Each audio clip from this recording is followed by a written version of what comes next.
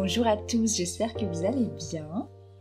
Aujourd'hui, on va parler de ce qui se passe pour aller vers la réunion, qui est quand même une étape que beaucoup de flammes jumelles attendent sur leur parcours. Et peut-être avant de rentrer dans ce sujet-là, pour les personnes qui ont l'impression de stagner sur leur parcours et qui ont l'impression que ça n'avance pas, je vous renvoie soit au lien dans la description, soit à la toute fin de la vidéo. Vous aurez un lien vers un guide qui est complètement offert, gratuit, qui vous permet de débloquer votre parcours et d'avancer pour éviter de rester coincé et de stagner. Donc, revenons à nos moutons, la réunion. La réunion, je sais qu'on formule souvent ça comme ça, qu'on veut être en réunion avec son autre. Avant la réunion, il va y avoir la phase des retrouvailles. Et avant les retrouvailles en matière, je constate qu'il y a souvent une forme de retrouvailles sur le plan énergétique. Donc, avant qu'on puisse se retrouver à deux, en couple, ensemble, enfin, main dans la matière, il va y avoir une énergie de retrouvailles et de fusion au niveau de l'énergie. Donc c'est quelque chose auquel on peut se connecter, qu'on peut ressentir si on est justement suffisamment en réception par rapport au plan subtil. C'est quelque chose qu'on peut toucher du doigt, qu'on peut ressentir. Évidemment, il y a toujours un décalage entre ce qui se passe dans l'énergie et ce qui se passe dans la matière en termes de temps. Vous pouvez imaginer que c'est comme si l'énergie c'était plus léger, plus fluide, et qu'il fallait que ça retombe dans la matière et que ça vienne s'intégrer. Donc, entre ce qui se passe en énergie et ce qui se passe dans la matière, il peut se passer des jours, des semaines, des mois, des années. Ça va dépendre des événements et ça va dépendre aussi des alignements de chacun. Donc, quand on arrive à la phase de retrouvailles, qu'est-ce qu'on appelle les retrouvailles ? En général, si on est dans un parcours où il y a eu une séparation plus ou moins longue, ça va être la phase de reprise de contact où il va y avoir des contacts qui sont plus réguliers et qui sont plus alignés.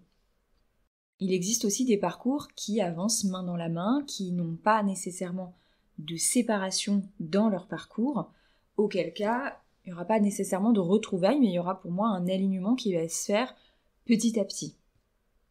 En réalité, l'énergie des retrouvailles, ça va être pour moi l'énergie où je vais plus parler des parcours où il y a des séparations parce que c'est ce que je vois au quotidien. Je n'ai eu quasiment que des exemples de personnes qui ont eu des séparations dans leur parcours, en tout cas en accompagnement, donc je connais vraiment les parcours. Donc je vais plus parler de ça. Pour ces parcours-là, les retrouvailles elles vont être initiées par du coup la polarité qui est plutôt la polarité fuyante, évitante principalement, donc le runner ou la runneuse. En réalité, pour moi, quand on est en route, du coup, vers la réunion et qu'on est dans les retrouvailles, j'ai déjà pris cette image par le passé, mais c'est vraiment un passage de relais. C'est-à-dire qu'à partir du moment où il y a le début des retrouvailles, on est dans un processus qui va mener vers la réunion, si on le souhaite, encore une fois, et si on met en place les efforts pour.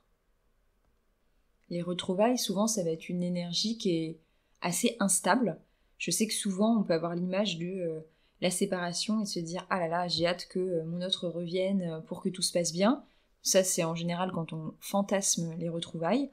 En réalité, quand on arrive au stade des retrouvailles, je l'ai déjà un petit peu évoqué par ailleurs dans d'autres épisodes, le chaser, en général, il est dans une énergie, du coup, il est plus du tout chaser, il faut le dire, il est globalement assez posé. Alors pour moi, il n'y a pas de switch, c'est-à-dire que le chaser, il ne devient pas un runner. Je sais que des fois, il y a cette croyance-là que les polarités s'inversent et tout. Moi, je suis pas du tout là-dedans. Je crois pas à ça. Je pense qu'on équilibre de plus en plus. Donc le chaser, il est plus chaser, mais il n'est pas nécessairement runner. En revanche, ce qui est vrai, c'est que le chaser, il peut avoir enregistré dans son corps d'anciennes peurs liées à tout ce que le runner lui a fait vivre comme expériences qui ont été très difficiles émotionnellement. Et donc, le chaser, il peut avoir peur que son runner revienne parce que il a l'impression de ne pas être suffisamment solide, parce qu'il se rend pas compte de tout le chemin qu'il a fait, de tout l'équilibrage qu'il a fait au niveau intérieur, et donc il a l'impression qu'il est toujours aussi fragile, on va dire, sur le plan émotionnel par rapport à son runner. Ce qui est faux. En réalité, le chaser va vite se rendre compte qu'il est bien plus stable, bien plus ancré, bien plus solide face au runner, et donc il n'y a pas rien qui va le toucher, évidemment, on reste humain, mais il va être beaucoup moins déstabilisé par les comportements du runner. Là, à ce stade, le chaser, alors il n'est pas inébranlable, il n'a pas aucune peur, etc. Mais grosso modo, il a fait une grosse partie du parcours. Donc, en général, il est assez ancré dans sa vie. Je mets une petite parenthèse là-dessus parce que je constate aussi qu'il y a des parcours, comme je le disais dans un épisode précédent, des anciens parcours ou des parcours qui ont commencé il y a quand même au moins plus de 10 ans, qui sont relancés aussi. Et donc, il y a certains parcours où parfois le chaser n'a pas pris au vol le fait de faire son travail intérieur, et donc là, on va avoir des dynamiques qui pourraient être sensiblement différentes, dans le sens où le chaser, il va être beaucoup moins stable et beaucoup moins ancré. Et de toute façon, je referme cette parenthèse, de toute façon, il va y avoir aussi plusieurs scénarios selon le travail qui a été fait par le chaser et justement où est-ce qu'il en est. Donc il va y avoir le chaser qui a fait son travail, qui globalement, comme je le disais, est assez stable, assez ancré, et qui ne va plus du tout être dans une quête de je vais vers le runner, mais qui va plutôt être dans une espèce de posture très stable et de qu'est-ce que tu apportes sur la table. Il va y avoir le chaser qui n'a pas fait son travail, ou du moins qui pense l'avoir fait mais qui l'a pas fait suffisamment, et qui du coup va être très dans l'ego, donc dans le rejet de son runner, ou alors qui va être dans des attentes encore très hautes par rapport à son runner, et qui donc du coup risque de se vexer si le runner n'est pas exactement là où il l'attend. Donc ça va dépendre en réalité de si le chaser il a fait son taf ou pas. Vraiment, on va dire les choses très clairement. En tout cas, à ce stade-là, si on en est aux retrouvailles, ça veut dire que le runner, il a eu le petit coup de pied au derrière de la source qui lui a dit « Coucou, maintenant c'est à toi d'avancer, c'est à toi de faire ton chemin ». Globalement, pour moi, si le runner il est conscient du lien de flamme jumelle et qu'il est en train de se renseigner un minimum dessus, il est déjà éveillé. Donc c'est à lui de prendre en charge l'action dans la matière vers son chaser. Et donc là, je le répète parce que je l'ai déjà dit dans d'autres épisodes, à ce stade-là, cher runner, chère runneuse, c'est à vous de bouger. Le chaser, en fin de parcours, il a fait son boulot, et donc, globalement, il a une vie qui est assez alignée, qui est assez posée. Il ne vous attend plus. Peut-être qu'il peut encore nourrir l'espoir que vous vous réveillez et que vous reveniez pour que vous puissiez créer ce couple en matière, mais globalement, la dynamique dans laquelle il était essentiellement tourné vers vous et que vous étiez sa merveille des merveilles et qu'il attendait tout de vous, elle n'est plus et elle ne reviendra plus. Donc ça déjà c'est important je pense. Ensuite, il faut comprendre que à ce stade-là, cher runner, vous allez vous entamer un travail que le chaser il a déjà fait, sur lequel il est déjà passé. Et notamment le fait de se confronter à l'incertitude, au vide et à l'absence en matière. Le chaser, excusez-moi de cette expression, mais il en a bouffé du vide et de l'absence, de l'incertitude, pendant des jours, des semaines, des mois, voire des années pour la plupart des parcours. J'entends beaucoup de runners et runneuses en phase de retrouvailles qui ont trouvé le courage de revenir vers leur chaser, et ça, mais c'est incroyable, félicitations à vous, et qui, se sentant confrontés à l'absence en matière au bout de quelques jours, maximum semaines, sont en panique totale. Pour certains vrillent en se disant que finalement c'était peut-être pas une bonne idée et qu'il serait peut-être temps de retomber dans des mécanismes de fuite. Et là, je suis désolée, mais il va être temps de venir défendre ce qui a été vécu par le chaser, autant que j'ai pu défendre ce qui est vécu par le runner. Il faut que vous compreniez que ce que vous vivez là sur quelques jours, votre chaser, il l'a vécu parfois sur des années. Que tout le temps que vous avez mis à trouver le courage de revenir vers votre chaser, il a vécu ce que vous vivez actuellement. Si vous avez envoyé un message à votre chaser, que vous l'avez appelé, que vous vous êtes déplacé pour le rencontrer, que vous avez, je sais pas, écrit un email, une lettre, peu importe, que vous avez fait un pas dans la matière, et qu'en face, votre chaser a laissé sa lettre morte, comprenez que vous êtes juste en train d'expérimenter ce que votre chaser a expérimenté par le passé. Parfois pendant des années, je préfère le répéter. La souffrance que vous vivez là, votre chaser, il l'a vécu pendant des années. L'idée, c'est pas de victimiser qui que ce soit, c'est pas de placer qui que ce soit en bourreau. C'est encore une fois d'ouvrir les yeux sur tout ce qui se vit de tous les côtés sur le parcours.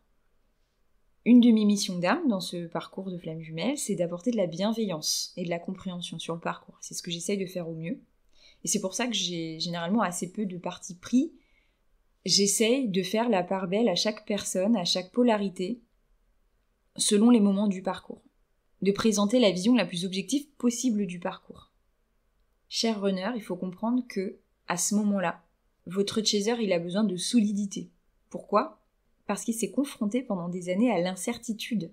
L'incertitude du chaser, elle s'est apparentée à « je marche ». Mais je sais absolument pas si, en posant mon pied devant moi, mon runner en dessous, il va me mettre une pierre pour que je puisse m'appuyer dessus, ou si je vais tomber dans le vide et je vais m'écraser, comme une pierre justement, avec 200 mètres de haut.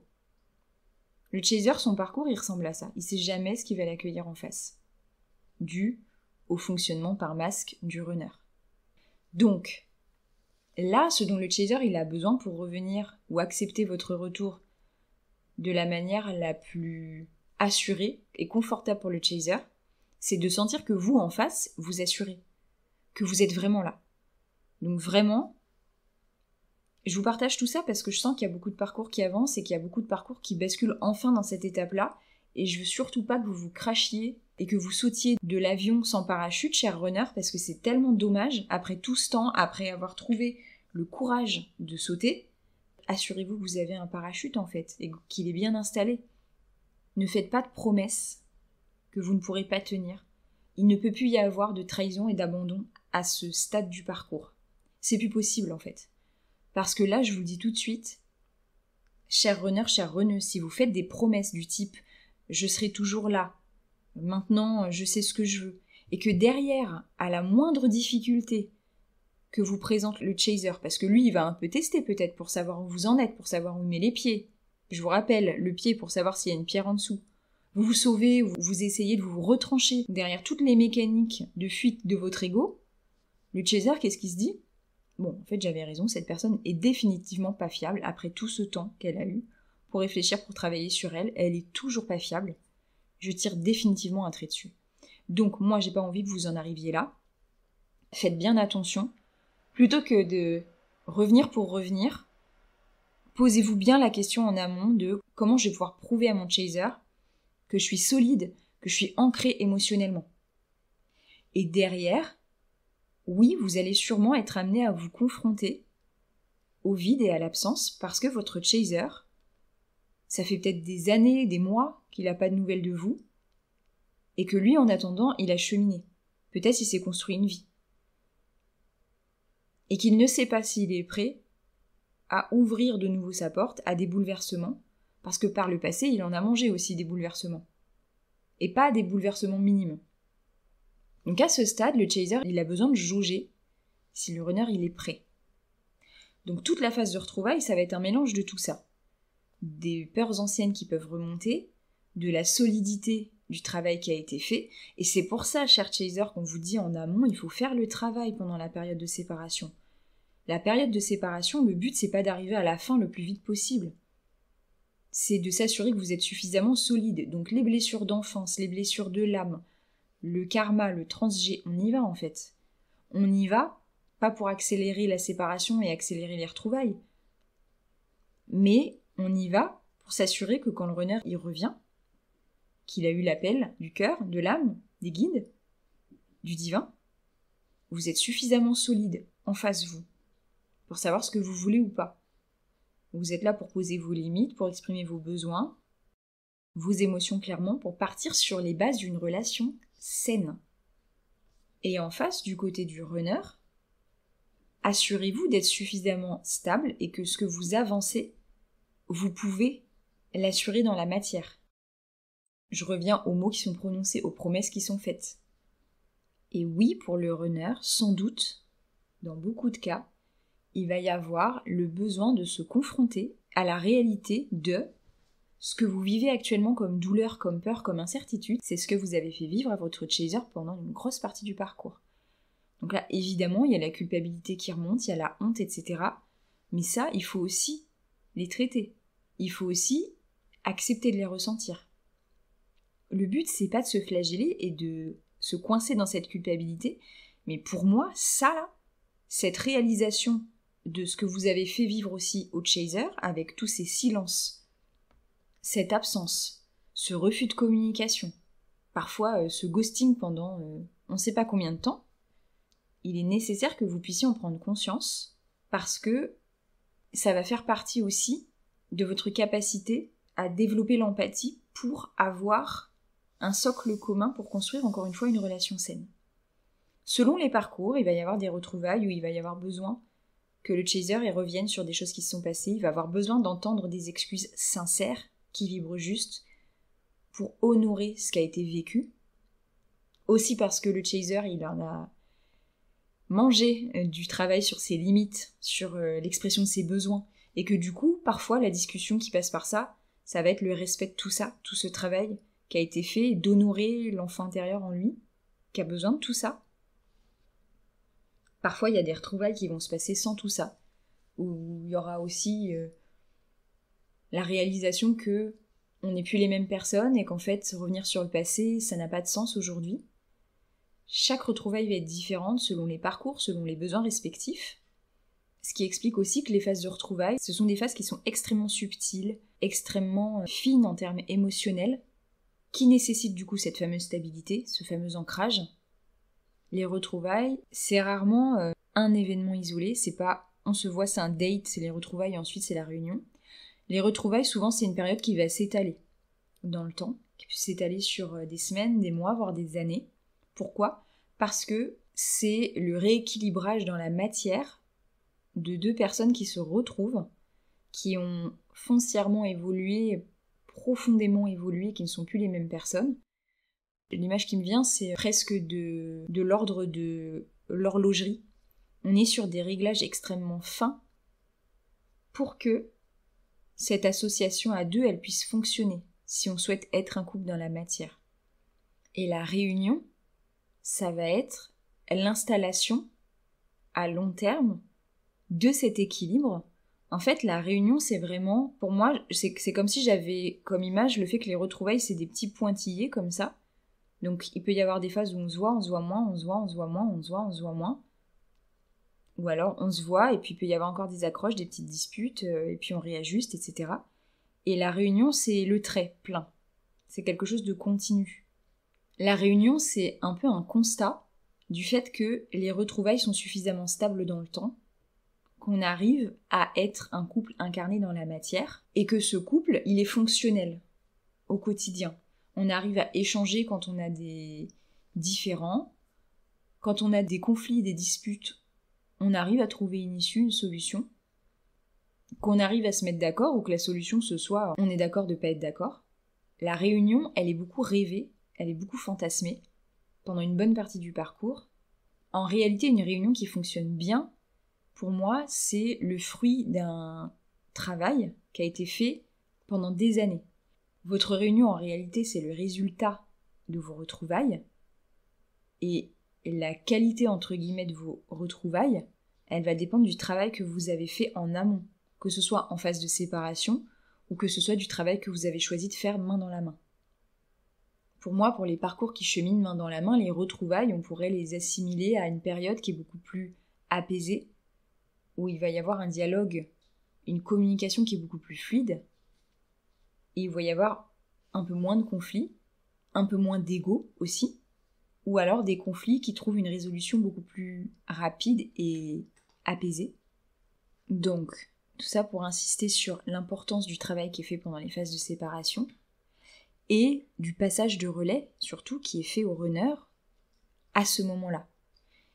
Et je réinsiste parce que c'est extrêmement important pour moi, parce qu'on est dans une période où la Terre a besoin de vibrations plus hautes, donc elle a besoin aussi que les flammes jumelles puissent exercer leur mission commune, qu'elle puisse vibrer plus haut et donc évidemment se connecter à l'énergie d'amour. En fin de parcours, c'est vraiment au runner de prendre son courage en main, que ce soit un parcours long où le runner est resté en séparation pendant longtemps et que là il est réveillé par la source depuis pas si longtemps que ça, que ce soit un parcours un peu moins long et que le runner vient tout juste de découvrir un petit peu tout ça avec les flammes jumelles. En tout cas, à ce moment-là du parcours, le chaser, il va être amené dans son positionnement à être dans une démarche beaucoup plus apaisée.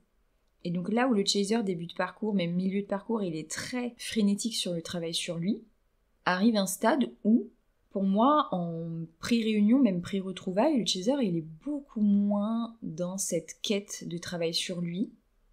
Il peut avoir des petites rechutes ou des choses comme ça en paniquant, mais globalement, il va être beaucoup plus serein par rapport à ça. Il va faire le travail quand on lui dit de le faire, mais il sera plus en quête tout le temps de faire le travail pour faire avancer le parcours. Il va vraiment beaucoup plus lâcher prise. Déjà, il va être dans une foi qui est beaucoup plus profonde. Donc, qui dit foi dit « je sais que de toute façon, on me mettra dans mon assiette ce que je suis censée manger aujourd'hui ». Comprendre, on me mettra le travail que j'ai à faire sous le nez et donc je le ferai au moment où il arrivera. Je ne suis plus dans une quête de faire le travail pour faire avancer le parcours plus vite. Et le runner, il a entre les mains l'avancement du parcours à ce stade. Si le runner choisit de se dire « l'univers fera ou je laisse mon chaser revenir », vraiment il y a 99% de chances qu'il ne se passe rien. Parce qu'à ce stade, le chaser, il est suffisamment équilibré pour s'ouvrir à de l'amour, du vrai. Et oui, ça peut passer par le runner, mais si le runner bouge pas, c'est, j'ai envie de dire, dangereux pour vous, cher runner, chère runneuse, si vous ne bougez pas. Parce que, effectivement, plus le temps passe, et plus le risque est grand que le chaser trouve quelqu'un, une âme sœur, vraiment équilibrée, qui lui convienne et qu'il construise vraiment sa vie. Et qu'à partir de là, la porte qui existait par laquelle vous pouviez passer, elle existe de moins en moins. Donc, le but de cet épisode, c'est pas de créer quelque chose d'anxiogène, mais c'est vraiment d'ouvrir les yeux aux runners parce que je me rends compte qu'il y a vraiment des runners fin de parcours qui sont encore dans l'illusion que c'est le chaser qui va revenir, que c'est le divin. Alors, le divin, je sais pas comment vous le voyez, mais en fait, le divin, c'est vous. Spoiler alert, le divin, c'est vous. On est tous des petits bouts de Dieu. Donc, en fait, le divin, c'est vous. C'est juste que le divin extérieur à vous, c'est-à-dire les guides, les anges, etc., les personnes autour de vous, vont vous inviter à passer à l'action. Mais si vous passez pas à l'action, le divin va pas passer à l'action. Là, le divin qui doit passer à l'action, c'est vous. Voilà, j'espère que c'est clair, parce que j'arrête pas de le voir, ça, et à chaque fois, pour moi, c'est dingue. À ce stade-là, cher runner, c'est à vous d'y aller. C'est à vous de trouver le courage en vous, parce que nous, le courage, on l'a trouvé à de multiples reprises, et souvent aussi un petit rappel à l'ordre que je souhaite faire. Le chaser, il s'est mangé, on va rester poli, il s'est mangé 1 milliard de portes pendant ce parcours. Mais des portes, genre des pianos. Il s'est pris des enclumes du 8e étage sur la tête de votre part. Parce que il avait besoin d'avancer, parce que c'était pas son chemin, parce que il ne se concentrait pas sur les bonnes choses. Et quand je vois des runners fin de parcours qui se prennent une pichenette et qui du coup sont là, bah non, j'y retourne plus, ça me paraît pas très aligné. Comprenez bien, cher runner, que votre chaser, il s'est pris des pianos du 20e étage pendant tout le parcours. Le but, c'est, encore une fois, pas de créer des bourreaux, pas de créer des victimes. C'est juste de créer une forme de justice et de se dire, oui, d'accord, le but, c'est pas que votre chaser, il vous claque la porte au nez, mais même s'il le fait, dans la situation inverse, votre chaser, il est revenu. Il est revenu, et revenu, et revenu, et revenu. Et pourtant, vous lui avez sûrement claqué la porte au nez plus d'une fois. Il est toujours revenu. Jusqu'au jour où il est plus revenu. Et à partir de ce jour-là, c'est à vous d'avancer et de revenir. Et si on est totalement juste, peut-être qu'il aura besoin de temps pour ouvrir la porte, peut-être qu'il aura besoin de claquer la porte au nez de son runner plusieurs fois avant de pouvoir l'ouvrir, avant de pouvoir savoir qu'il est en confiance. Et ça va passer par des preuves en matière, pas des promesses en l'air, des choses concrètes, qu'il va voir, qui vont le rassurer aussi, sur votre ancrage, votre stabilité, encore une fois. Pour moi, vraiment, une des grosses clés de la fin de parcours du runner, c'est de se mettre à la place du chaser. Mais vraiment, vraiment. D'accepter de ressentir dans son corps. Et oui, il y a de la culpabilité, de la honte qui va venir avec, mais ça va vous donner la posture juste pour pouvoir revenir vers le chaser. C'est pas revenir en rampant, c'est pas revenir plein de culpabilité, mais c'est revenir en ayant l'empathie envers la personne vers laquelle vous revenez. Ce qui va permettre de court-circuiter votre ego à chaque difficulté, qui va vous dire on se sauve, c'est pas grave, on laisse tomber, on claque la porte, on se protège. Non, si vous vous êtes mis à la place de votre chaser et que vous savez qu'il a vécu largement tout ce que vous êtes en train de vivre là, et que pourtant il est quand même revenu, j'ose espérer que ça nourrira votre envie d'insister, de continuer, d'essayer. Parce que oui, des âmes sœurs, on en a plein dans la vie, mais une flamme jumelle, on n'en a qu'une. Et qu'on ne serait pas des milliers et des milliers à se prendre la tête, à essayer de comprendre ce qui se passe dans ce parcours si c'était pas aussi incroyable, aussi magique, aussi prenant. Tout ça aussi pour dire que c'est important, je pense, de savoir si on est runner ou chaser, parce que les rôles ne sont pas du tout les mêmes, même si le travail de fond va être sensiblement le même, les rôles, comme vous le voyez, ne sont pas du tout les mêmes. Et si vous pensez chaser alors que vous êtes runner, votre parcours il peut stagner pendant très longtemps. Comme toujours, je vous laisse en fin de vidéo le lien vers le guide gratuit pour débloquer votre parcours, comprendre comment le faire avancer au mieux. J'espère que cet épisode vous aura éclairé sur ce moment clé qui est l'avancée vers les retrouvailles et la réunion. Je vous remercie infiniment d'être là, de plus en plus nombreux. Vraiment, ça remplit mon cœur de joie. Je suis tellement heureuse de ça. Je vous dis à très vite. Et en attendant, moi, je crois en vous.